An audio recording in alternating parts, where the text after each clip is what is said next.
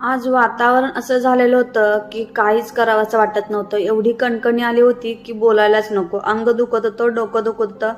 त्याच्यामुळे काय केलं, टिफिनही बनवला नाही आणि नाश्ता यांना जातानाच सांगितलं की मलाही नाश्ता ऑर्डरच करा बाहेरून. म्हणून यांनी टिफिन ऑर्डर केला, म्हणजे मिनी टिफिन. त्याच्यामध्ये इडली आणि सांबर, डोसा वगैरे असंच असतं, जेणेकरून शरूलाही खाता येईल आणि माझंही पोट भरेल. आणि इकडे बघा, शरूची एवढी गडबड असते ना कुठली वस्तू देताना, त्याला सगळं आता हाताने ट्राय करायचं असतं.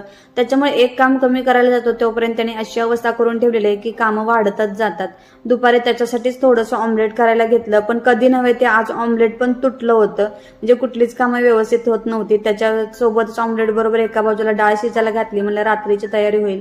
बाबा आल्यानंतर त्यांना म्हणलं थोडंसं त्याला बाहेर घेऊन जा, म्हणजे मला थोडा डोक्याला आराम होईल. लवकर सगळं आवरून पटकन झोपायला गेले. शरू काही झोपतच नव्हता, मग त्याला निवांत खेळू दिलं आणि मी आराम केला.